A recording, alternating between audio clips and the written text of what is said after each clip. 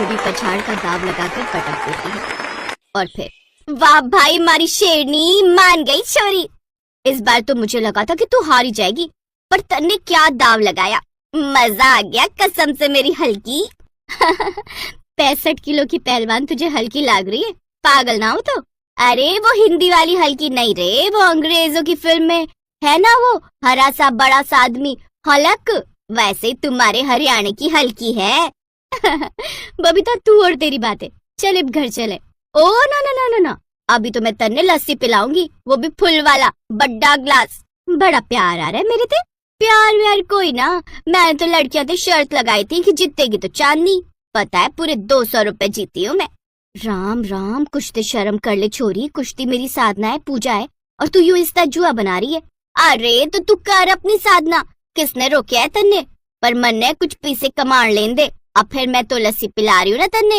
ये है चांदनी, और जैसा इसका भारी शरीर वैसा ही इसका गुस्सा। चांदनी हरियाणा के हिसार की रहने वाली थी और वही कॉलेज में रहकर पढ़ाई कर रही थी।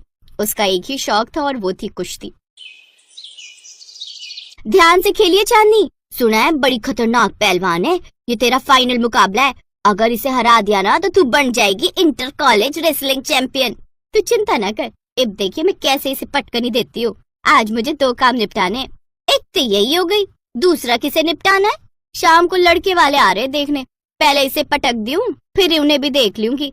मुकाबला कड़ा था, पर चांदनी ने 3 बार की चैंपियन को कुछ ही मिनटों में उठाकर पटक दिया। फिर शाम को वो ट्रॉफी लेकर खुशी खुशी घर पहुंची। चांदनी ने घर में पड़े पुराने सोफे पर नजर डाली, जहाँ एक जवान लड़का बैठा था और उसके बगल में उसके माता पिता, जिन्हें देखकर चांदनी ने कहा, नमस्ते जी। नमस्ते नमस्ते बेटा, बहन जी यही चांदनी है? हाँ जी, यही मेरी फूल सी बच्ची है, मेरी इकलौती बेटी चांदनी। अच्छा अच्छा बेटा, बड़ी पसीने पसीने हो रही हो, कहीं से भाग कर आ रही हो के? अरे वो कॉलेज में नींबू चम्मच दौड़ होती है ना, तो उसमें पहले नंबर पर आई है जी हमारी छोरी।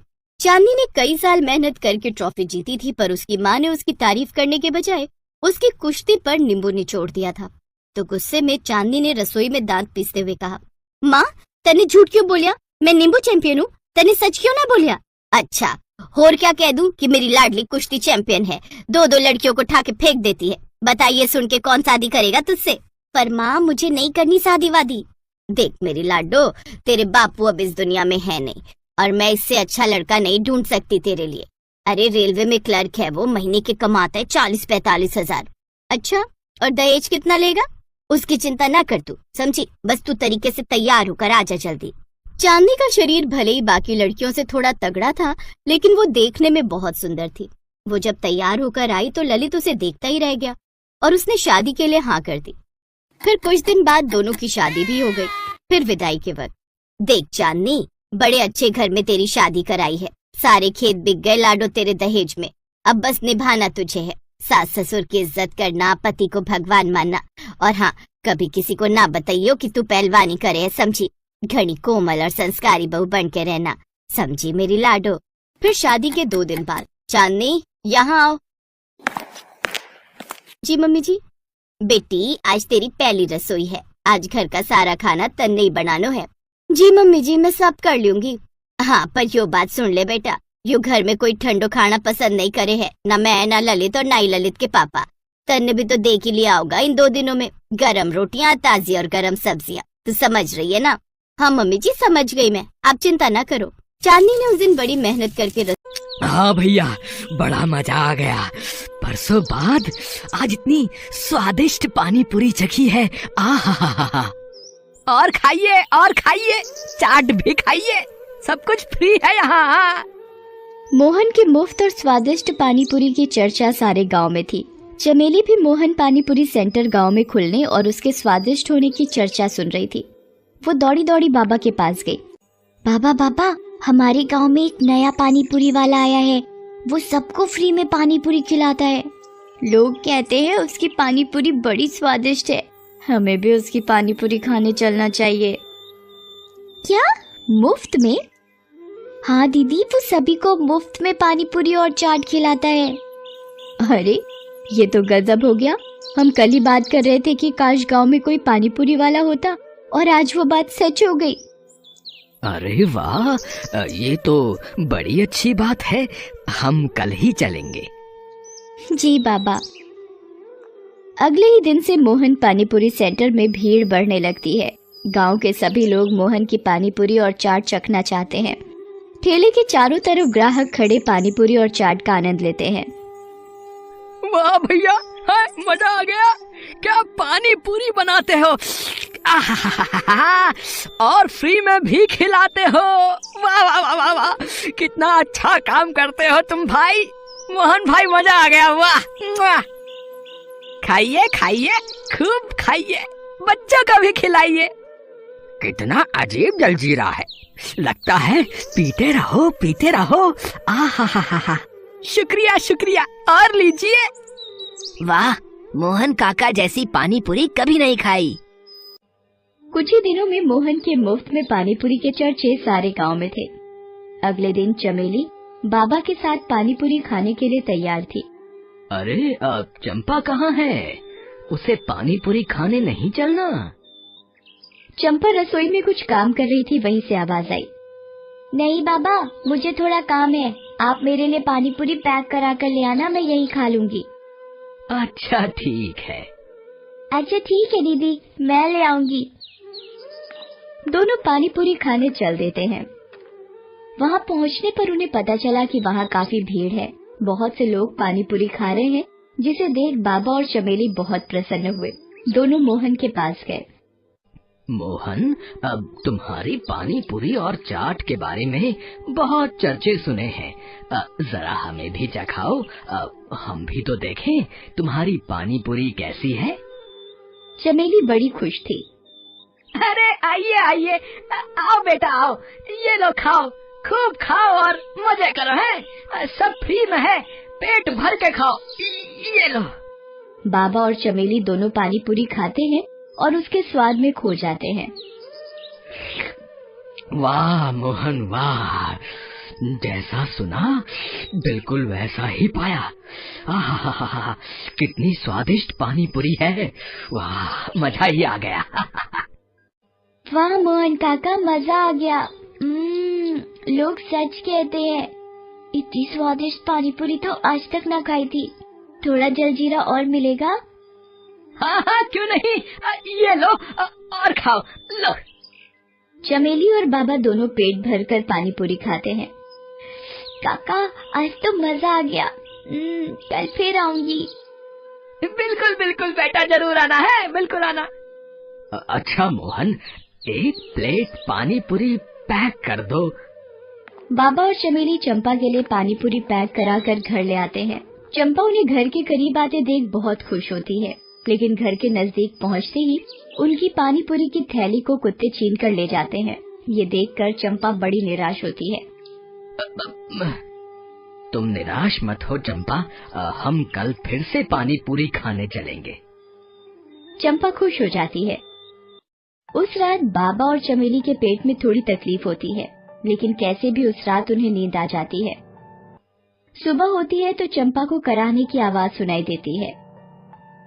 आह आह, उठकर देखती है तो दो बूढ़े व्यक्ति उसके बाबा और उसकी बहन की जगह लेटे हुए थे।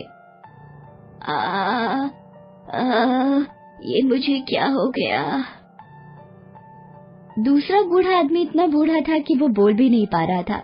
सामने बूढ़ी दादी और बूढ़े व्यक्ति को देख वो अचंभित हो जाती है।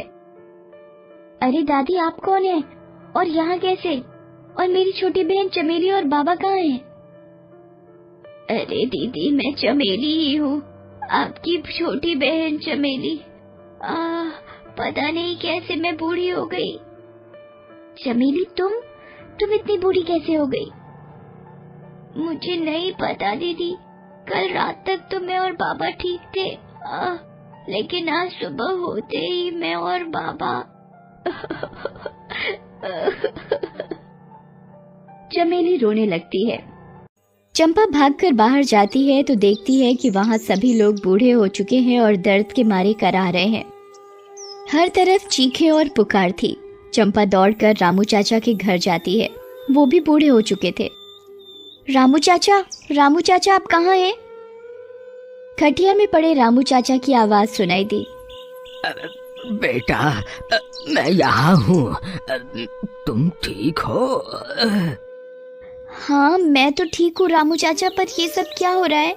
सभी लोग बूढ़े कैसे हो गए? पता नहीं बेटा, कल तक तो सब बढ़िया था।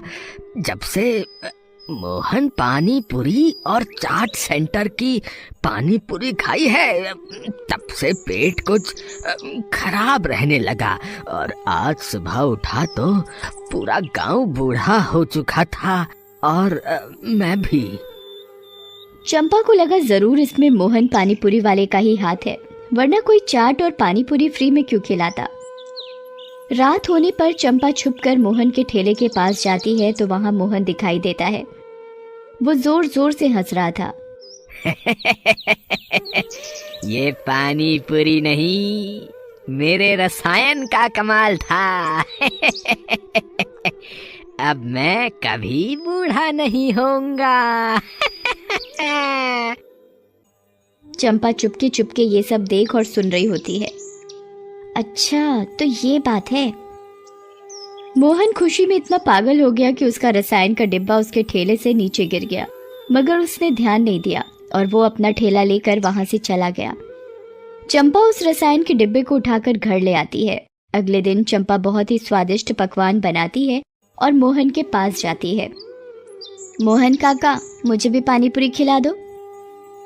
चंपा को देख मोहन सोच में पड़ जाता है। अरे, ये लड़की कैसे बच गई?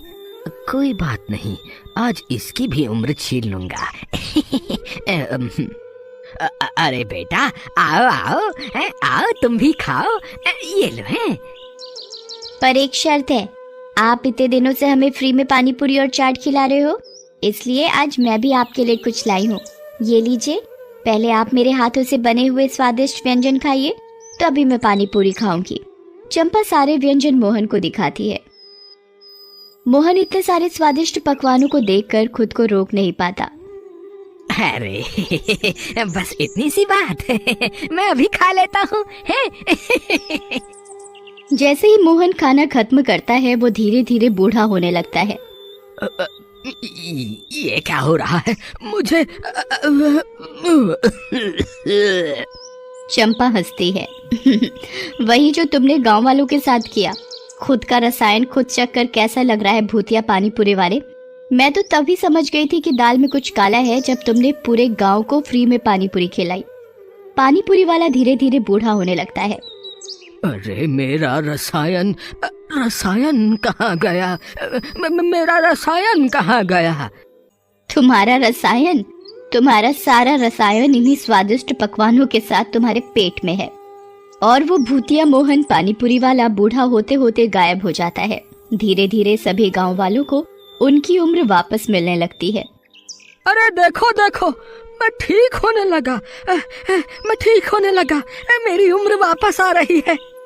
चमेली और उसके बाबा भी अपनी असली उम्र में वापस आ जाते हैं। चंपा की ये बहादुरी देख सभी गांव वाले उसकी तारीफ करते हैं। चंपा, तुमने अकेले ही हम सबकी जान बचा ली, तुमने कमाल कर दिया। नहीं रामू चाचा, ये सब आपकी देखरेख का ही कमाल है कि मैं जल्दी ठीक हो पाई और उस भूतिया पानीपुरी वाले को सबक सिखा पाई। वाह चंपा बेटा, तुम्हारी चतुराई और बहादुरी से आज सारा गांव बच गया। मुझे तुम पर गर्व है बेटा। तब से सारे गांव वालों ने गांव का नाम चंपानगर रखा।